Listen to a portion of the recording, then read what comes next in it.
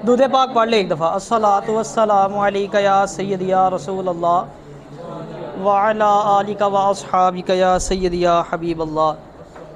आज के लेक्चर में मैं आपसे हज़रत यूसुफ़ अलैहिस्सलाम का वाक़या शेयर करूँगा।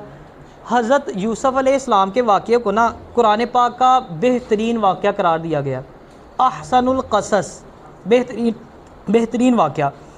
क्योंकि इस वाक़े में ना अल्लाह ताला ने अपने नबी का सब्र, आपका तक़वा और आपका दरगुज़र और आपकी सीरत के ना बहुत से पहलू बयान फरमाए हैं। अच्छा, वाक़या शुरू कहाँ से होता है? हज़रत यूसुफ़ अलैहिस्सलाम ने ना एक ख्वाब देखा कि 11 सितारे हैं, एक चाँद है और एक सूरज है, ये सब आपको सजदा कर रहे हैं। तो हज़रत यूसुफ़ अलैहिस्सलाम ने ना अपना ये ख्वाब अपने वालिद साहब हज़रत याकूब अलैहिस्सलाम के साथ शेयर किया। जब आपने शेयर किया ना तो हज़रत याकूब अलैहिस्सलाम ने आपको वो ख्वाब अपने भाइयों से शेयर करने से मना किया। आपने फरमाया कि अगर तुम उनसे शेयर करोगे तो मुमकिन है कि वो हसद करें या तुम्हारे ख़िलाफ़ कोई साजिश करें। उसकी वजह ये थी कि ख्वाब से हज़रत यूसुफ़ अलैहिस्सलाम की फ़जीलत और उनके भाइयों का आपके आगे झुकना ज़ाहिर हो रहा था। तो आपके वालिद साहब को ख़दशा था कि क्योंकि हज़रत यूसुफ़ अलैहिस्सलाम छोटे थे, भाई ज़रा मैच्योर थे, बड़े थे, तो वो इस ख्वाब को समझ जाते, तो मुमकिन था कि वो हसद करते या कोई साजिश करते। अच्छा, हज़रत याकूब अलैहिस्सलाम ने ना एक से ज़्यादा शादियाँ की हुई थी। अल्लाह पाक ने आपको 12 बेटे अता फरमाए। हज़रत यूसुफ़ अलैहिस्सलाम और आपका भाई यमीन, ये 2 सगे भाई थे और बाकी जो 10 थे ना वो आपके सौतेले भाई थे।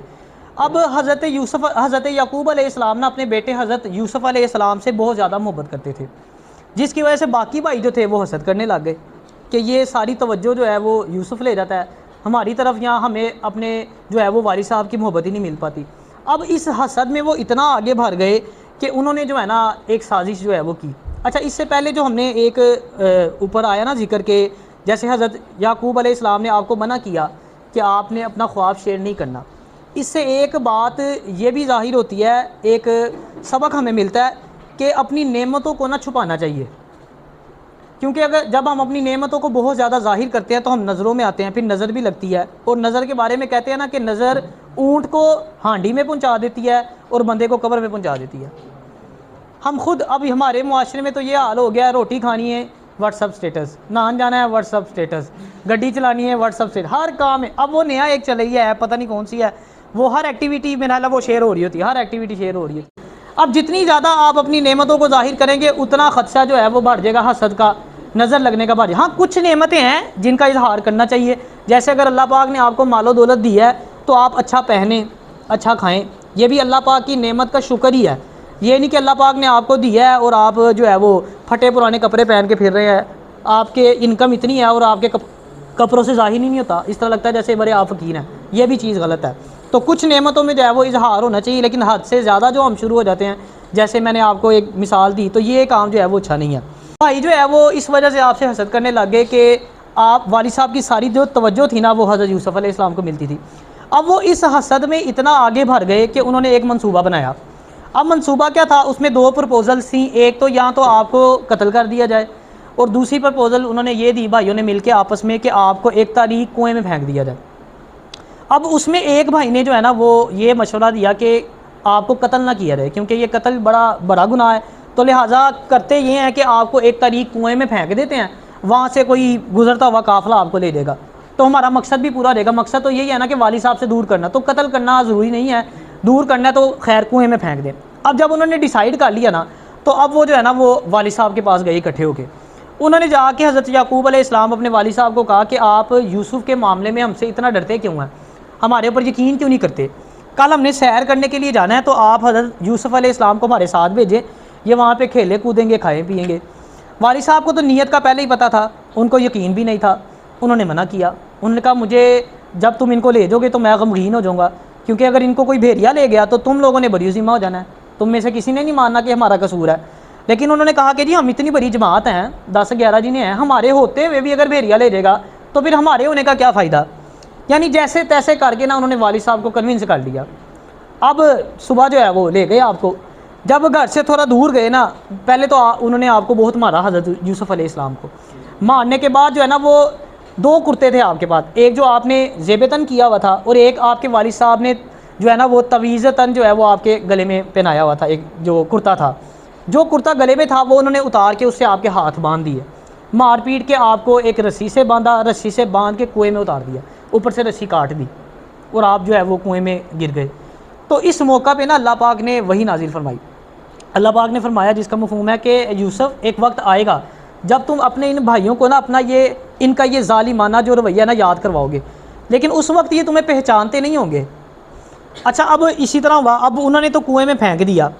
अब कुएं में फेंक के ना अब उन्होंने साजिश क्या रचाई कि आपका जो कुर्ता था एक उसके ऊपर खून लगाया बकरी का, और रात को रोते रोते सारे भाई जो है ना वो हज़रत याकूब अलैहिस्सलाम की खिदमत में हाजिर हो गए। उन्होंने आके कहा, जी हम ना जहाँ खेलने के लिए गए थे वहाँ हमने रेस लगाई आपस में, दौड़ लगाते लगाते हम काफ़ी आगे निकल गए, यूसुफ को हमने सामान के पास बिठाया हुआ था, तो वापस आए तो भेड़िया जो है ना वो यूसुफ को ले गया। तो हज़रत यूसुफ अलैहिस्सलाम को उन्होंने कहा, जी हमें पता है आप हमारे ऊपर यकीन नहीं करेंगे, आपको लगेगा हम झूठ बोल रहे हैं, तो ये हम कुर्ता साथ लेके आए हैं, इस पर खून भी लगा यूसुफ का, आप देख लें। हज़रत यूसुफ अलैहिस्सलाम के वालिद साहब ने जब वो कुर्ता देखा ना, तो आपने कहा कि कैसा भेड़िया है जो यूसुफ को तो खा गया लेकिन कुर्ते को कुछ नहीं हुआ, कुर्ता सही था, भेड़िए ने अगर हमला किया तो फटा होना चाहिए था कुर्ता, कुर्ता सही सलामत। यानी आप समझ गए कि झूठ बोल रहे हैं, लेकिन आपने अल्लाह की रज़ा में राज़ी रहने का फ़ैसला किया। आपने कहा कोई नहीं, मैं सब्र करूँगा, अल्लाह की रज़ा में राज़ी रहूँगा। अच्छा, अब 3 दिन और 3 रातें ना हज़रत यूसुफ अलैहिस्सलाम उस कुएँ में रहे। अब भाई क्या करते थे, सुबह सुबह उन्होंने रोज़ जाना बकरियाँ चराने के लिए और वहाँ पे नज़र रखनी कि कोई लेके गया कि नहीं गया, मर गया कि नहीं मरे, क्या हाल है, यानी पता लग जाए कि कुछ सही सलामत है या ठीक है, फारिग हो गया। अब जब 3 दिन गुजर गए, 3 रातें गुजर गई, तो एक काफ़िला वहाँ से गुजरा जो मिस्र बाज़ार की तरफ जा रहा था। उन्होंने जब उनमें से एक शख्स ने पानी लेने के लिए डोल फेंका था बीच में कुएँ के, हज़रत यूसुफ अलैहिस्सलाम ने वो जो डोल था उसको पकड़ लिया। जब वो डोल बाहर निकाला तो साथ आप भी बाहर आ गए। अच्छा, भाई जो थे वो मैंने आपको बताया इर्द गिर्द ही रहते थे ताकि पता लग जाए कि क्या मामला हुआ है। जैसे ही उन्होंने देखा ना कि हज़रत यूसुफ अलैहिस्सलाम बाहर आ गए हैं, एक तो वो हैरान हुए कि ये 3 दिन गुजर गए हैं, अभी भी अल्लाह पाक ने करम किया ना, आपको सही सलामत रखा। अच्छा, अब उन्होंने बजाय कि आप वो आके कहते कि ये हमारा भाई है, उन्होंने साजिश की, उन्होंने आके कहा, जी ये हमारा जो है ना वो भागा हुआ गुलाम है और सस्ते दामों ना इससे हम आपको बेच देते हैं इसको, थोड़े से पैसे, क्योंकि मोहब्बत तो करते नहीं थे और जान छुड़वाना मकसद था उनका। 20 दिरहम में ना आपको बेच दिया उन्होंने। अब वो काफ़िला वहाँ से चला मिस्र के बाज़ार में, वहाँ जाके आपकी बोली लगवाई उन्होंने। आजमाइशें देखें कहाँ से शुरू हो गई। वहाँ पर आके आपकी बोली लगी। जो मिस्र का बादशाह था ना, अजीज़ मिस्र था, वो वहाँ बोली में मौजूद था। उसने हज़रत यूसुफ अलैहिस्सलाम के वज़न के बराबर सोना चांदी जेवरात तोल के ना आपको ख़रीद लिया और ख़रीद के ना अपने घर ले आया। अपनी बीवी ज़ुलेखा को कहा कि इसकी ना देखभाल अच्छे से करनी है, हो सकता है ये हमें इन फ्यूचर फ़ायदा दे, क्योंकि उसका मतलब था कि जितने का ख़रीदा उससे डबल दामों बेच देंगे हम। या फिर उसने कहा कि हमारी औलाद कोई नहीं है तो हम इसको अपना बेटा भी बना सकते हैं, बहरहाल तुम इसका ना ध्यान रखना, इसकी केयर करना। अच्छा, हज़रत यूसुफ अलैहिस्सलाम तब बच्चे थे, वक्त गुजरता गया, इस तरह अल्लाह पाक ने आपको ज़मीन पे जगह अता फरमाई रहने की। तो जब आप जवान हुए ना, तो अल्लाह पाक ने आपको इल्म और अल्लाह पाक ने आपको हिकमत अता फरमाई और हुस्न बेशुमार अता फरमाया। और जो ज़ुलेखा थी ना, वो आपके हुस्न पे फ़िदा हो गई। एक दिन उसने ऐसा किया कि घर कोई नहीं था, उसने दरवाजे बंद किए और आपको बुराई की दावत दी। हज़रत यूसुफ अलैहिस्सलाम ने उसे कहा कि खुदा की पनाह, ये तुम मुझे किस तरफ दावत दे रही हो। आपने फरमाया कि जो शख्स मुझे इस घर में लेके आया था उसने तो मेरे ऊपर एहसान किया था और एहसान का बदला मैं उसको इस तरह दूँ। आपने फरमाया जो एहसान का बदला नहीं चुकाता वो तो कभी फलाह ही नहीं पाता। जहाँ पे 2 चीज़ें हमें और पता लगती हैं आपका जो किरदार, आपकी जो सीरत के बारे में। एक तो ये कि गुनाह से नफ़रत, जो कि हमारे मुआशरे में बिल्कुल नहीं पाई जाती। अब तो फ़खरिया गुनाह किए जाते हैं ना। रात को मूवी देखी ना, सुबह आके दोस्त को बताएंगे मैं फ़लाँ मूवी देखी है, और आगे शेयर कर, तू भी ले अगले ने भी दे, फ़ख्र महसूस कर रहे होते हैं, ठीक है ना। किसी लड़की का नंबर मुझे खुश होकर बताएगा यार मैंने लभ्या है रात, ये नहीं पता। अब गुनाह पे गवाह बनाना भी बड़ा सख्त गुनाह है, आपको पता है। एक तो अल्लाह और आपके दरमियान मामला था, आपने शेयर किया, एक बंदे को गवाह भी बना लिया आपने। फिर एक पहलू तो ये पता लगा कि गुनाह से नफ़रत करनी चाहिए, आपने गुनाह से नफ़रत की वहाँ पे। दूसरा, एहसान का बदला एहसान से चुकाना चाहिए, ये भी हमारे मुआशरे में नहीं है। या जो हमारे ऊपर एहसान करता है हम उसकी ही टांगें खींचते हैं, उसके ख़िलाफ़ हम साजिशें करते हैं। तो ये 2 बड़े अच्छे पहलू हमें यहाँ से पता लगे कि एक तो एहसान का बदला एहसान से चुकाना चाहिए और दूसरा क्या, गुनाह से नफ़रत करनी चाहिए, ठीक है ना। और उसको शेयर भी नहीं करना चाहिए, अगर हो जाए गुनाह तो अल्लाह से तौबा करें, शेयर ना करें उसको। अच्छा, अब जब हज़रत यूसुफ अलैहिस्सलाम ने देखा ना कि ज़ुलेखा बाज नहीं आएगी, आपने दरवाजे की तरफ दौड़ लगाई। अब ज़ुलेखा ने पीछे से कुर्ता खींचा, कुर्ता फट गया पीछे से। अब जब दरवाजे के पास पहुँचे ना तो उतने में अजीज़ मिस्र आ गया आगे से। अब जब जुलेखा ने अजीज़ मिस्र को देखा ना तो उसने देखा अब तो काम ख़राब हो गया। साथ ही उसने उस आपको देखते ही ना, अपने हस्बैंड को देखते ही उसने कहा कि ये यूसुफ ने तो मेरे साथ ये करने की कोशिश की है। तो ऐसे शख्स को ना सख्त सख्त सज़ा मिलनी चाहिए। यानी सारा नाम उसने डाल दिया था यूसुफ अलैहिस्सलाम पे। अब यहाँ भी आपका सब्र देखें, आप आगे से कुछ भी नहीं बोले, खामोश रहे वहाँ पे। लेकिन अल्लाह पाक की कुदरत देखें, उस घर में ना 4 माह का बच्चा मौजूद था जो जुलेखा के मामू का बेटा था। वो पंगूड़े में समझ ले, जो उसको कहते हैं, उसमें था, झूले में था। 4 माह का बच्चा बोल सकता है? नहीं बोल सकता। अल्लाह की कुदरत थी, वो 4 माह का बच्चा बोल पड़ा, क्योंकि बादशाह कन्फ्यूज़ था, उसको समझ नहीं आ रही थी कि कसूर किसका है। तो अल्लाह पाक की कुदरत थी, वो बच्चा बोल उठा। बच्चे ने कहा कि अगर तो कमीज़ पीछे से फटी है तो जुलेखा कसूरवार है, अगर कमीज़ आगे से फटी है तो फिर यूसुफ कसूरवार है। अच्छा, अब ये बात तो हो गई। अब बादशाह को भी पता लग गया, अजीज़ मिस्र को, कि कसूर जो है वो जुलेखा का है। अब उसने बात को कवर किया, उसने कहा कि देखो यूसुफ, तुम इसको ना दरगुजर करो इस मामले को, और जुलेखा को कहा तुम माफ़ी मांग लो ताकि रफ़ा दफ़ा हो जाएगा। बात ख़त्म हो गई यहाँ पे। लेकिन आपको पता है बातें कहाँ चुपती हैं। अब बात चलते चलते जो है ना वो महल में फैलना शुरू हो गई। अब महल की जो औरतें थी ना, जब उन तक बात पहुँची ना, उन्होंने अब वो ताने देना शुरू कर दिए कि जुलेखा देखो कितनी बेवकूफ़ है, अपने ग़ुलाम के ऊपर जो है वो फ़िदा हो गई है। अच्छा, जब जुलेखा को पता लगा ना, अब उसने कहा कि इनको क्या पता हो कि मैं किसके ऊपर फ़िदा हो गई हूँ, वो कितने हसीन है। अच्छा, अब उसने भी प्लानिंग की। उसने कहा, उसने सबको बुलाया, सबके हाथ में छुड़ियाँ पकड़ाई और वो जो है वो फ्रूट पकड़ा दिए, उसने फल पकड़ा दिए। अब जब काटने की बारी आई ना तो उसने हज़रत यूसुफ अलैहिस्सलाम को इशारा किया कि आप आ जाएं। जब हज़रत यूसुफ अलैहिस्सलाम अंदर दाखिल हुए, अब वो सेब काटने का वक्त था। जैसे उन्होंने काटा, जब हुस्न देखा तो इतना हुस्न था कि उनको पता ही ना चला, वो फल काटने के बजाय अपनी उंगलियाँ काट ली। और वो जब उन्होंने हज़रत यूसुफ अलैहिस्सलाम को देखा तो अल्लाह अकबर पुकारने लग गई ऊंची ऊंची। और उन्होंने कहा ये तो इंसान लगता ही नहीं, ये तो कोई फरिश्ता लगता है, ये तो इंसान है ही नहीं। तो जुलेखा ने उस वक्त फिर ये बात तस्लीम भी की। उसने कहा कि मैंने इनको बुराई की तरफ दावत दी है, इन्होंने मेरी बात नहीं मानी, लेकिन इसको मेरी बात मानना पड़ेगी। अगर ये मेरी बात नहीं मानेगा तो इसको जो है वो कैद में डाल दिया जाएगा। ये बात उसने वहाँ पे की। अच्छा, कसूर भी अब देखें जुलेखा का था, लेकिन बादशाह को इस चीज़ का डर था कि ज़ाहिरी बात है वो उसकी बीवी थी, अगर बात बाहर निकलती तो बादशाह की बदनामी होती। फिर इस मौका पे जब जुलेखा ने ये बात की ना तो हज़रत यूसुफ अलैहिस्सलाम ने अल्लाह ताला से दुआ भी की। आपने फरमाया कि या अल्लाह, मुझे कैद में जाना पसंद है उस चीज़ से जिसकी तरफ ये मुझे बुलाती है। और आपने फरमाया, अल्लाह पाक से आपने ये दुआ की, फिर अल्लाह पाक ने आपकी दुआ भी कबूल फरमाई। आपने मज़ीद दुआ की कि या अल्लाह, मुझे इनके मकर से इनका मकर मुझसे फेर दे। तो अल्लाह पाक ने आपकी दुआ कबूल की, उनके मकर को फेर दिया। किस तरह कि बादशाह के जहन में आया कि अब मेरी बीवी है तो मेरी बदनामी होगी, लिहाजा कसूरवार इनको ठहरा के इनको जो है वो जेल में डाल दिया जाए। तो ये तय हुआ, आपको जो है वो जेल में डाल दिया गया। अच्छा, जब आप जेल में गए ना तो वहाँ पे आपने तबलीग भी की, इस्लाम की दावत भी दी, लोगों को दीन की दावत दी। वहाँ पे आपके साथ ना 2 कैदी और थे। अब वो 2 कैदियों ने देखा ना कि आप बड़े ज़हीन हैं और बड़े दीनदार भी हैं, आप उनको दीन की तबलीग भी करते थे। उन्होंने ना, दोनों ने ख्वाब देखा एक। उन्होंने जब देखा कि आप नेक हैं तो आपको तबीर भी पता होगी और अल्लाह पाक ने आपको ये इल्म भी अता फरमाया था। उन्होंने अपने ख्वाब की ना आपसे तबीर पूछी। तो एक शख्स ने ये ख्वाब देखा था कि वो शराब निकाल रहा था, जैसे अंगूरों से शराब बनाते हैं। और दूसरे शख्स ने ये ख्वाब देखा कि उसके सर के ऊपर ना रोटियों की टोकरी है और परिंदे वहाँ से रोटियाँ जो है ना वो नोच नोच के खा रहे हैं। तो उन्होंने आके तबीर पूछी। तो हज़रत यूसुफ अलैहिस्सलाम ने, जो पहला शख्स था जिसने ये ख्वाब देखा कि वो शराब निकाल रहा है, उसे कहा कि तुम कैद से आज़ाद हो जाओगे, तुम्हें रिहा कर दिया जाएगा और तुम जाके बादशाह की खिदमत करोगे और जो है वो उसे शराब पिलाओगे। इससे ये भी ज़ाहिर होता है कि शायद उस वक्त शराब जो थी वो हलाल थी, बाद में हराम हुई थी।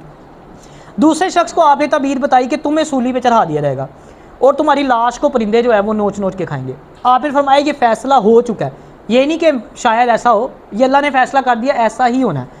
और जिसको आपने तबीर बताई ना कि तुम्हें आज़ाद कर दिया जाएगा, आपने उसे कहा कि तुम मुझे भूलना मत, जब तुम आज़ाद हो जाओगे तो तुम बादशाह को ज़रूर बताना कि एक जो है ना वो बेगुनाह कैदी जो है वो कैद में है। तो जब अब वो अल्लाह के नबी ने तो तबीर बता दी थी और वो हकीकत थी, सच हुआ। एक को फांसी पे चढ़ा दिया गया, दूसरे को आज़ाद कर दिया गया। अब जिसको आज़ाद किया ना, वो जब आज़ाद होकर चला गया, वहाँ जाके आपको भूल गया। अब अगली आजमाइश देखें, कहते हैं ऑलमोस्ट 12 साल आप कैद में रहे। अल्लाह, 12 साल, कितनी आजमाइशें हैं देखो, कहाँ से काम शुरू हुआ। 12 साल जब आप कैद में रहे ना, उसके बाद जो अजीज़ मिस्र था ना, उसने एक ख्वाब देखा। उसने ख्वाब ये देखा कि 7 मोटी ताज़ी गायें हैं और 7 दुबली पतली गायें हैं। जो दुबली पतली गायें हैं ना, वो मोटी ताज़ी गायें को खा रही हैं और 7 खुश्क बालियाँ और 7 सब्ज़ बालियाँ, बालियाँ समझते हैं ना, कनक जिसमें से निकलती है। तो ये जब ख्वाब देखा ना बादशाह ने, तो उसने अपने दरबारियों से कहा कि मुझे इसकी तबीर बताओ। अब दरबारियों ने जब सुना, उन्होंने कहा ये तो फजूल सा ख्वाब है, हमें ऐसे ख्वाबों की तबीर नहीं पता। उन्होंने मतलब इसी बड़े गुरुआ सारे को कुछ सही वाला ख्वाब पूछो, हालांकि असल तो महारत यहाँ से पता चलनी थी। बहरहाल उन्होंने इनकार कर दिया कि हमें नहीं पता। अच्छा, जब ये बात हुई ना, तो वो शख्स, वो कैदी जो आज़ाद हो गया था, उसने जब ये सुना ना, उसको याद आया कि यार वो तो कैद में थे जिनको सारी पता था और मैंने उनको छुड़वाया भी नहीं। उसने बादशाह से फ़ौरन कहा कि मुझे ना कैद खाने में जाने की इजाज़त दीजिए, वहाँ पे एक शख्स है जो इसकी तबीर बता सकता है। बादशाह ने कहा ठीक है, जाओ पता करो। वो आया और आके उसने हज़रत यूसुफ़ अलैहिस्सलाम से कहा कि ये बादशाह ने ख्वाब देखा है, तो इसकी तबीर बताएं। अब आप चाहते तो यहाँ ये भी कंडीशन लगा सकते थे कि पहले मुझे आज़ाद करो तो फिर मैं बताऊँगा, लेकिन आपने ऐसा नहीं कहा। आपने उस ख्वाब की तबीर बताई और उसका सल्यूशन भी बताया। आपने फरमाया जो सरसब्ज़ बालियाँ थी, उसका मतलब है 7 साल जो है ना वो खुशहाली के साल आएंगे, और जो खुश्क बालियाँ उसका मतलब है कहत आएगा 7 साल। और जो मोटी ताज़ी गायें और दुबली पतली गायें, जो दुबली पतली गायें मोटी ताज़ी गायें को खा रही थी, वो आपने सलूशन बताया कि जब खुशहाली के दिन होंगे तो तुम लोगों ने वो सारी बालियाँ नहीं निकाल लेनी, बीच में से जितनी चाहिए वो निकालो, बाकी स्टोर करो, ताकि जब कहत के डेज़ आएँ, कहत के दिन आएँ, तो वही जो बचाया हुआ है वो तुम इस्तेमाल करो। इस तरह करके आपने सलूशन भी बताया और ख्वाब की तबीर भी बताई। अब जब बादशाह को जाके तबीर बताई गई ना, तो बादशाह ने सुना, वो बड़ा हैरान हुआ कि ये तो बड़ी कमाल की आपने तबीर बताई है। उसने पूछा कि किस शख्स ने तुम्हें ये तबीर बताई? तो उसने बताया कि इस तरह कैद खाने में। उसने कहा उसको मेरे पास लेके आओ। अच्छा, अब जब वो गया ना हज़रत यूसुफ़ अलैहिस्सलाम के पास, और उसने कहा कि जी बादशाह आपको कैसे रिहा करना चाहता है, बुला रहा है आपको। अब आपने फरमाया कि पहले बादशाह से जाके पूछो भाई कि कसूरवार कौन था, मुझे कैद में तो डाला है, जुलेखा से पूछो भाई कौन कसूरवार था। अब बादशाह ने वो सारी औरतों को भी बुलाया जिन्होंने उंगलियां काटी थी, और जुलेखा को भी बुलाया। अब सब ने, जितनी औरतें थी उन सब ने हज़रत यूसुफ़ अलैहिस्सलाम के हक़ में गवाही दी, और फिर जुलेखा ने भी अपनी गलती को एक्सेप्ट किया। तो फिर जब ये सारी बात हुई, तो फिर हज़रत यूसुफ़ अलैहिस्सलाम को जाके बताया गया कि वाकई आप कसूरवार नहीं है, जुलेखा कसूरवार है, लिहाजा आपको जो है वो रिहा किया जाता है। अब जब हज़रत यूसुफ़ अलैहिस्सलाम बादशाह के पास गए ना, तो बादशाह ने आपसे एक सवाल किया। उसने कहा कि आप वैसे भी तो आ सकते थे भाई, आपको बुलाया था आप आ जाते, लेकिन आपने ये कंडीशन क्यों लगाई कि पहले बताया जाए मुझे कौन कसूरवार है? अब इधर से एक और पहलू भी हमें पता लगता है। हज़रत यूसुफ़ अलैहिस्सलाम ने फरमाया कि मैं ये बात वाज़िया करना चाहता था कि मैंने आपको धोखा नहीं दिया, यानी मैंने एहसान फरामोशी नहीं किया आपके साथ। यानी यहाँ से ये बात भी वाज़िया होती है कि कई दफ़ा हम होता है ना कि गलत नहीं, हम राइट पे होते हैं, लेकिन हम ये सोच के किसी को बताते नहीं कि यार चलो छोड़ो, दफ़ा करो, कोई बात नहीं। बाज़ औक़ात अपने आप को सही साबित करने के लिए कुछ ना कुछ बताना पड़ता है, एक्सप्लेनेशन, वजाहत देनी पड़ जाती है। तो इसलिए आपने कहा कि मैंने इस वजह से कहा कि ताकि मेरी बेगुनाही साबित हो, तुम्हें पता लगे कि मैंने तुम्हारे साथ कोई बेईमानी नहीं की। अच्छा, जब ये बात हुई ना, तो अब वो ज़ाहिर बात है आपकी बेगुनाही साबित हो गई, और आपका इल्म भी सबके ऊपर वाज़िया हो गया कि अल्लाह पाक ने आपको ये इल्म अता फरमाया। अब बादशाह ने आपको ऑफ़र की, उसने कहा तुम बड़े ज़हीन हो, मेरे साथ काम करो। अब आपने फरमाया कि अगर तुम चाहते हो कि मैं तुम्हारे साथ काम करूं, तो मुझे तुम जो है ना वो वजारत ख़जाना जिसको हम बोलते हैं वो मुझे दो तुम, क्योंकि मैं पैसे को, उस पैसे की हिफाजत करना भी जानता हूं और इसका इस्तेमाल भी अच्छे से जानता हूं। बादशाह ने एग्री किया, आपको दे दी। और फिर बताया जाता कि एक वक्त आया आप अजीज़ मिस्र भी बन गए। अच्छा, अब वो जो आपने ख्वाब की तबीर बताई थी कि 7 जो है ना वो कहत के साल आएंगे, खुशहाली के, उसके बाद कहत के साल आएंगे। अब वो 7 कहत के साल आ गए। अब हज़रत यूसुफ़ अलैहिस्सलाम ने, वही आपको तो पता था सारा, वो सारे स्टोर करके सारा रखा हुआ था पहले ही, ताकि जो कहत के साल आएंगे उसमें इस्तेमाल करेंगे। जैसे बताया गया था कि वो जो दुबली पतली गायें हैं, मोटी ताज़े गायें को खा रहे हैं, वो स्टोर किया हुआ जो है वो खाना था। अच्छा, अब सिर्फ मिस्र था जहाँ पे जो है ना वो गल्ला मौजूद था, जहाँ पे गंदम मौजूद थी। बाकी मिस्र के अलावा इर्द गिर्द के जितने इलाके थे सब ने कहत साली आगे, किसी के पास कुछ ना बचा। अब सब ने जो है वो मिस्र का रुख करना शुरू कर दिया गल्ला लेने के लिए। अच्छा, अभी इसी असरा में जो है ना आपके भाई भी, वो भी जनाब गल्ला लेने के लिए जो है वो आपके दरबार में हाजिर हो गए। अब जब आए, आपने तो पहचान लिया कि ये मेरे भाई हैं, लेकिन उनको ना पता लगा, उनके वहमो गुमान में भी नहीं था ना कि हमने तो कुएं में फेंका तो ये जनाब मिस्र के बादशाह बन गए होंगे। अब उन्होंने आके आपसे दरख्वास्त की, आप क्योंकि पहचान गए थे, आपने उनके साथ अच्छा सलूक किया, उनको सारा गल्ला गुल्ला भर भर के दिया, मतलब बाकी लोगों की निस्बत उनकी ज़्यादा सेवा की। अच्छा, जब गल्ला भर के दिया ना, वापसी पे आपने अपने ग़ुलामों से कहा कि जो पैसे हैं ना, पेमेंट करके गल्ला लिया उन्होंने, पैसे भी इनके गले, इनके सामान के बीच में रख दो। उसकी एक वजह थी, आपकी तदबीर थी कि जब ये जाएंगे और जाके जब ये अपना गल्ला खोलेंगे, पैसे भी निकलेंगे, तो ये समझ जाएंगे कि बादशाह बड़ा रहम दिल है। और जाते वक्त आप ये कंडीशन भी लगाई, आपने फरमाया कि तुम्हारा एक भाई भी है, सौतेला भाई छोटा, अगली बार आओगे ना तो उसको साथ लेके आना है। अगर अगली बार उसको साथ ना लेके आए तो फिर जो गल्ला गुल्ला कोई नहीं मिलना। अब इसलिए आपने फिर वो तदबीर भी फरमाई कि पैसे भी साथ रख दिए ताकि ये जाएँ देखें कि बादशाह बड़ा रहम दिल है, तो भाई को साथ लेके आए वापस। अच्छा, अब जब वो गए और जब हज़रत यूसुफ अलैहिस्सलाम ने डिमांड रखी ना, तो फिर वो जो यहूदा था, सबसे बड़ा वाला भाई था, उसने कहा कि हम ना कोशिश करेंगे। उसको पता था कि हमने पहले यूसुफ के साथ क्या किया और अब दूसरे भाई की भी डिमांड करेंगे तो वालिद साहब ने तो जाने को ही नहीं देना। उन्होंने कहा कि ये है, हम वादा तो नहीं करते लेकिन हम जाके ना अपने वालिद साहब से रिक्वेस्ट करेंगे कि भाई को साथ भेजें। बहरहाल चल पड़े। घर गए जब वालिद साहब से जाके मतलब उनको जाके बताया कि बादशाह ने क्या कंडीशन रखी है। हज़रत यूसुफ अलैहिस्सलाम तो एग्री नहीं किए, याकूब अलैहिस्सलाम। उनका नहीं, उनका पहले तुमने यूसुफ के साथ जो किया था तब भी मैंने तुम्हारे ऊपर एतमाद किया था, तो अब तो मैं तुम्हारे ऊपर कैसे यकीन कर सकता हूँ। जब आपने ये बात की तो उनके पास कोई जवाब भी नहीं था। जवाब होता भी कैसे, जो पहले किया था वो सबके सामने वाज़िह था। अब जब ये बात हुई वो खामोश हो गए। अब जब गल्ला खोला ना तो बीच में से सामान के साथ पैसे भी निकले सारे। अब जब ये देखा ना तो फिर उन्होंने कहा वालिद साहब को कि देखें जी, बादशाह सलामत जो है वो तो बड़े रहम दिल हैं, गल्ला भी दे दिया, हमारे पैसे भी हमें साथ वापस कर दिए। अब उन्होंने दोबारा कोशिश की कन्विंस करने की। उनका आपकी मेहरबानी, और अगर हम छोटे भाई को ले जाते हैं या मीन को तो हमें सामान भी ज़्यादा मिल जाएगा, क्योंकि एक शख्स को एक ऊँट के बराबर सामान मिलता था। तो अगर पहले 10 जा रहे थे, 11वां जाता तो 11 ऊँटों के बराबर सामान मिलना था। तो इस तरह करके ना उन्होंने वालिद साहब को कन्विंस करने की कोशिश की। लेकिन इस बार हज़रत याकूब अलैहिस्सलाम ने आपसे कसम ली कि अल्लाह की कसम खा के कहो कि तुम इसकी हिफाजत भी करोगे और सही सलामत इसको वापस भी लेके आओगे। उन्होंने कसम खाई और आपको लेके चल पड़े। अब जब वहाँ पे गए अपने भाई को लेके, हज़रत यूसुफ अलैहिस्सलाम ने ज़ाहिरी बातों ने पता था कि ये मेरा सगा भाई है, तो बातों बातों में आपने उसको जो है ना बता दिया कि मैं यूसुफ हूँ और तुम मेरे छोटे भाई हो। तो फिर साथ उसको ये भी रिक्वेस्ट की कि तुम मेरे पास रुक नहीं जाते। उसने कहा ठीक है, मैं रुक जाता हूँ आपके पास। अब आपने उसके लिए भी एक तदबीर फरमाई।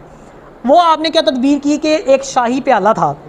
अब उस शाही प्याले को अपने ग़ुलामों को हुक्म दिया कि जब ये सामान लेके जाने लगे ना तो ये मेरे भाई यमीन के सामान में रख देना प्याला। अब जब वो प्याला रख दिया और वापस जाने लगे सारे भाई, तो वो पीछे से ग़ुलामों ने आवाज़ लगाई भी कि भाई शाही प्याला चोरी हो गया, किसके पास है? इन्होंने कहा हमारे पास तो नहीं है, हमने तो चोरी नहीं की। तो ग़ुलामों ने कहा अगर निकल आया तुम्हारे सामान में से, फिर उन्होंने कहा कि निकल आया तो फिर जैसे हमारे कबीले में भी ऐसे ही होता है कि जो चोर होता है उसको फिर बादशाह अपने पास रख लेता है, वो बादशाह की खिदमत करता है। फिर वो उन्होंने कहा ठीक है जी, चेक करो जिसके बैग में से निकला, जिसके सामान में से निकला वो बादशाह के पास रुक जाएगा। फिर वो तदबीर थी, उसके सामान में रखा हुआ था। अब चेक किया तो अब भाई के सामान में से निकल आया। अब भाई को रोक लिया गया। अब वो जब यहूदा था ना बड़ा भाई, वो परेशान हो गया। उसने कहा पहले मैंने यूसुफ की बारी भी इसी तरह किया था, अब अगर मैं यमीन को भी यहाँ छोड़ गया तो वालिद साहब ने तो बिल्कुल यकीन नहीं करना हमारे ऊपर कभी और बहुत गुस्सा होंगे कि हम तो कसम उठा के आए थे कि हम हिफाजत भी करेंगे, वापस भी लेके आएंगे। उसने भाइयों से कहा कि भाई मैं तो कोई नहीं जाना जी। उसने कहा मैं सामना नहीं कर सकता वालिद साहब का, ये है कि हम बादशाह से रिक्वेस्ट कर लेते हैं। उन्होंने रिक्वेस्ट की कि भाई हम में से किसी को रख लो, हम 10 भाइयों में से ना किसी एक को रख लो, लेकिन यमीन को जाने दो, ये छोटा है। तो हज़रत यूसुफ अलैहिस्सलाम ने फरमाया कि जिसने चोरी की है अगर उसके अलावा मैं किसी को सज़ा दूँ या उसको रखूँ तो ये तो जुल्म होगा, तो जुल्म के हक़ में तो मैं नहीं हूँ, तो लिहाजा इसी को रोकूंगा मैं। अब यहूदा ने कहा कि भाई मैं तो कोई नहीं जाना। बाकी भाई को कहा तुम जाओ जाके वालिद साहब को बताओ। अब वो जब बाकी भाई गए और वालिद साहब को जाके बताया, आप तो पहले ही इतने गमज़दा थे हज़रत यूसुफ अलैहिस्सलाम के अफसोस में और इतना रोया करते थे, कहते आपकी आंखों की बिनाई जा चुकी थी, इतना रोते थे। देखिए माँ और बेटे का, माँ और बच्चों का प्यार तो कहानी हम सुनते रहते हैं। इस कहानी में, इस वाक़या के अंदर बाप और बेटे का जो है ना वो मोहब्बत दिखाई गई है। इतना रोते थे उनकी याद में कि आपकी आंखों की जो स्याही थी ना वो भी सफ़ेदी में बदल चुकी थी। अब जब भाई गए जाके बताया तो आपने फिर वही बात की। आपने कहा मैंने तुम्हें कहा था कि तुम ये मुझसे कसम खा के गए थे हिफाजत भी करोगे, वापस भी लेके आओगे, फिर तुम लोगों ने वही काम किया। उन्होंने कहा हमें पता है कि आप हमारे ऊपर यकीन नहीं करेंगे, आप बेशक काफ़िले वालों से पूछ लें या आप मिस्र जाके लोगों से पूछ लें, हमने कुछ नहीं किया। हाँ हम ये नहीं कहते कि वो चोर है, उसके बैग में से निकला है, लेकिन निकला उसके बैग में से, या हम ये नहीं कहते कि चोर है, बहरहाल उसके सामान में से निकला है और उन्होंने रख लिया। अब जब यूसुफ अलैहिस्सलाम ने कहा कि जैसे तैसे भी हो, जो मर्ज़ी करो, जाके यूसुफ को भी तलाश करो और यमीन को, दोनों को वापस लेके आओ और अल्लाह की रहमत से मायूस ना होना। आपने फरमाया कि अल्लाह की रहमत से सिर्फ काफिर ही मायूस होते हैं। यहाँ से हमें एक और सबक भी मिला कि अल्लाह की रहमत से मायूस होना गुनाह है, क्योंकि अल्लाह की रहमत से कौन मायूस होते हैं? काफिर। मुसलमान अल्लाह की रहमत से मायूस नहीं होता, इसलिए कभी भी मायूस भी नहीं होना। अच्छा, अब जब वो गए दोबारा हज़रत यूसुफ अलैहिस्सलाम के पास, इस बार उनके पास पैसे भी थोड़े थे और जो है सामान भी चाहिए था, सामान ख़त्म हो चुका था, गल्ला ख़त्म हो गया। जब आपके पास गए, आपको जाके जितने पैसे थे वो दिए, उन्होंने कहा कि हमारे पास पैसे भी यही बचे हैं, हमें सामान भी चाहिए। एक तो ये पैसे जितने हैं ये रख लें, इसका सामान जितना आता है वो भी दे दें, और कुछ खैरात भी हमें दे दें। ये हालत आ गई अब कि आपके साथ क्या सलूक किया था। अब उनका जी खैरात भी दे दें, अल्लाह ताला खैरात देने वालों को पसंद करता है, आप हमें खैरात भी दे, और ये भी मेहरबानी करें कि हमारा बाप बूढ़ा है, ये हमारे भाई को भी जो है ना हमारे साथ जाने दें। अब आपने वहाँ पे जो अल्लाह पाक ने वही नाजिल फरमाई थी कि एक दिन तुम इनको याद करवाओगे लेकिन ये तुम्हें पहचानेंगे नहीं। अब आपने कहा तुम जानते हो मैं कौन हूँ, मैं यूसुफ हूँ।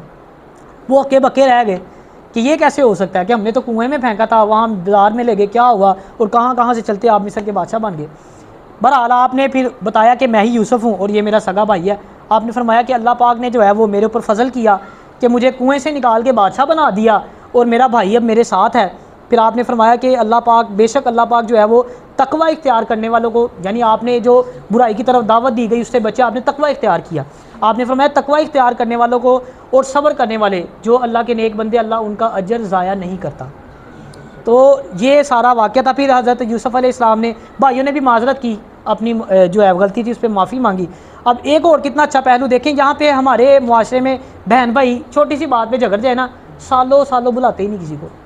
मैं कई दफ़ा तो ऐसा भी देखने में आया है कि मर जाता है अगला बंदा, जनाजे पे नहीं आते। इतनी सख्त लड़ाई डाल देते, कहते हैं हमने उसके घर नहीं जाना, मर गया तो तेरे जनाजे पे नहीं आएंगे, तेरे बच्चों को नहीं मिलेंगे, एक छोटी सी बात पे। और आपके साथ देखिए क्या किया था, 12 साल कैद। यार कोई छोटी बात, मामूली बात नहीं होती। बाप से दूर किया, 12 साल आपको कैद में, उन्हीं की वजह से रही, ये सारी आजमाइशें उधर से स्टार्ट हुई ना। उसके बावजूद आपने दरगुजर फरमाया और आपने कहा ठीक है मैंने तुम्हें माफ़ किया, अल्लाह की रज़ा के लिए आपने माफ़ कर दिया। यहाँ से मुआफ़ी का पहलू भी जो है वो हमें मिलता है कि मुआफ़ी और दरगुजर से काम लेना चाहिए। अब आपने उन्हें कहा कि ठीक है जाओ और जाके ना मेरे वालिद साहब को, घर वालों को, सबको जो है ना वो मेरे पास लेके आओ, और साथ अपना कुर्ता आपने जो है ना वो इनायत फरमाया। कुर्ता दिया और कहा जाओ ये जाके वालिद साहब के चेहरे पे डालना, उनकी बिनाई वापस आ जाएगी। यहाँ से ये भी पता लगता है कि जो बरकत जो होती है ना, किसी से निस्बत कायम हो जाए, कुछ लोग इसको भी नहीं मानते। तो ये यहाँ से एक पहलू ये भी वाज़ह होता है कि आपने वो निस्बत वाली कमीज़ दी जिसकी निस्बत एक नबी के साथ थी, वो जब आपने जाके वालिद साहब के चेहरे पे डाली, बिनाई वापस आ गई। आपको बताया इस तरह तो बड़े खुश हुए। अब 72 लोगों का काफ़िला वहाँ से मिस्र के लिए रवाना हुआ और हज़रत यूसुफ़ अलैहिस्सलाम जो है वो वहाँ से हज़ारों का काफ़िला लेके मिस्र के किनारे पे पहुँचे अपने वालिद साहब का इस्तकबाल करने के लिए। और बताया जाता है, मुफस्सिरीन बताते हैं कि फ़रिश्ते भी जो है ना वो आपका इस्तकबाल करने के लिए वहाँ पे मौजूद थे। फ़रिश्ते बाकायदा आसमान से आए थे और इतना आसमान बड़ा हुआ था कि आसमान की सफ़ेदी नज़र नहीं आ रही थी। दोनों बाप बेटे जो है वो गले लग के इतना रोए कि इंतहा कर दी। फिर हज़रत यूसुफ़ अलैहिस्सलाम वहाँ से उनको लेके अपने जो दरबार था वहाँ पे आए, वहाँ आके आपको शाही तख्त पे बिठाया सबको। फिर वो जो ताबीर जो ख्वाब की थी, जो आपके वालिद साहब ने मना किया था कि बताना नहीं भाइयों को, एक सूरज वो कौन था, हज़रत याकूब अलैहिस्सलाम, चाँद आपकी वालदा थी, और बाकी जो 11 सितारे थे वो कौन थे, आपके भाई थे। उन सब ने आपको सजदा किया। लेकिन यहाँ पे सजदा तज़ीमी की बात हो रही है, लेकिन हमारी शरीयत में अब वो सजदा तज़ीमी भी हराम है। सजदा इबादत की नीयत से किया जाए वो तो कुफ़र है ना, शिरक है। लेकिन सजदा तज़ीमी जो किया जाता है वो शिरक तो नहीं होता लेकिन हराम है। वो आपने फ़र्क समझते हैं ना दोनों। तज़ीम होता है कि किसी का अदब में आप जो सजदा करते हैं, और इबादत होता है कि माबूद समझ के करें कि ये इबादत के लायक है, वो तो कुफ़र है ना।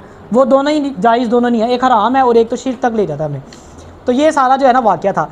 अब इस पूरे वाक़े से ना हमें जो एक बहुत बड़ा दर्स मिलता है वो सब्र का दर्स है। देखें हज़रत यूसुफ़ अलैहिस्सलाम कहाँ से स्टार्ट हुआ। आपको आपके भाइयों ने जो है वो कुएं में फेंक दिया, कुएं से निकले तो आपकी जो है वो मिस्र के बाज़ार में जाके बोली लगवाई गई, वहाँ से फिर जुलेखा वाला सारा वाक़या, फिर आपको 12 साल जो है वो कैद में रखा गया। ये सारी आजमाइशें आपने बर्दाश्त की, लेकिन क्या किया, सब्र किया, शिकवा नहीं किया अल्लाह पाक से। हज़रत अली रज़ी अल्लाह ताला अन्हु इरशाद फरमाते हैं ना कि जब तुम सब्र करते हो ना तो इस बात का पुख्ता यकीन रखो कि एक बेहतरीन इनाम जो है ना वो तुम्हारा इंतज़ार कर रहा है, और जब वो इनाम तुम्हें दिखाया जाएगा, तुम्हें मिलेगा, तो तुम्हारे सारे दुख दर्द जो है ना वो दूर हो जाएंगे। हज़रत सैयदना साद बिन अबी वक़ास रज़ी अल्लाह ताला अन्हु ने ना नबी अलैहिस्सलातु वस्सलाम से पूछा कि प्यारे आका, सबसे ज़्यादा मुसीबतें जो हैं वो किस पर आती हैं। तो नबी अलैहिस्सलातु वस्सलाम ने इरशाद फरमाया कि सबसे ज़्यादा जो मुसीबतें हैं ना वो अम्बिया पर आती हैं, उसके बाद जो बेहतर लोग हैं, फिर उसके बाद जो बेहतर लोग हैं, फिर इसी तरह जो मुसीबतें हैं ना वो इंसान की दीनदारी के हिसाब से उसके ऊपर आती हैं। यानी बंदा जितना ज़्यादा दीनदार होगा उसके ऊपर उतनी ही सख्त आजमाइशें होंगी, और इंसान जो है ना वो मुसीबतों में मुब्तला होता जाता है, मुसीबतों में मुब्तला होता जाता है, यहाँ तक कि अल्लाह पाक दुनिया के अंदर ही उसके सारे के सारे जो गुनाह है ना वो मुआफ़ फरमा देता है। फिर इसी तरह नबी अलैहिस्सलातु वस्सलाम ने इरशाद फरमाया कि जब अल्लाह पाक किसी से मोहब्बत फरमाता है ना, या किसी को अपना दोस्त बनाना चाहता है, अपना दोस्त बनाने का इरादा फरमाता है, तो उसके ऊपर मुसीबतों की बारिश फरमा देता है। अब ये जो अब हमारे ऊपर आजमाइशें हैं तो हम परेशान होते हैं। यहाँ पे आप देखें आजमाइशों की फजीलत देखें कितनी ज़्यादा है। वैसे भी सब्र का अजर देखें ना, सब्र का अजर क्या है? सब्र का जो अजर है ना वो जन्नत है। सब्र का जो अजर है ना वो अल्लाह पाक की रज़ा है। यानी ये नहीं कि सब्र करने के बाद आपको कुछ नहीं मिलेगा, ये जितना आप सब्र करेंगे उतना आप अल्लाह पाक के क्लोज़ हो जाएंगे। इंसान सब्र करता जाता है, करता जाता है, करता जाता है, यहाँ तक कि उसके गुनाह मुआफ़ कर दिए जाते हैं और उसके जो दराजात है ना वो बुलंद कर दिए जाते हैं। हज़रत यूसुफ़ अलैहिस्सलाम का जो वाक़या हमें पता लगता है उसमें आपने आजिज़ी इख्तियार की। ये नहीं कहा कि मेरा तकवा बड़ा था, ये मुझे मेरी जो है वो इबादत रियाज़त की वजह से जो है वो ये सारा बुलंद मुकाम मिला। आपने फरमाया मेरे अल्लाह ने मेरे ऊपर फजल किया कि मुझे कुएं से निकाला और मुझे जो है वो बादशाह बना दिया, मेरे भाइयों को मुझसे मिला दिया। हालांकि शैतान ने जो है वो आपके बीच में नफरत डाली भाइयों के बीच में। और इस वाक़े से हमें एक और ये भी सबक मिलता है कि दुनिया आपके ख़िलाफ़ जितनी मर्ज़ी साजिशें करे आपने परेशान नहीं होना। देखें, एक होती है बंदों की साजिशें, बंदों की जो है ना वो खुफिया तदबीरें जो करते हैं, और एक अल्लाह की खुफिया तदबीर है। जो अल्लाह की खुफिया तदबीर है ना वो सब के ऊपर भारी है। बंदा जितनी मर्जी साजिशें रचा ले, जिसको अल्लाह ने इज़्ज़त देनी है उसको कोई जलील नहीं कर सकता। व तो इज़्ज़ु मन तशाउ व तो ज़िल्लु मन तशा।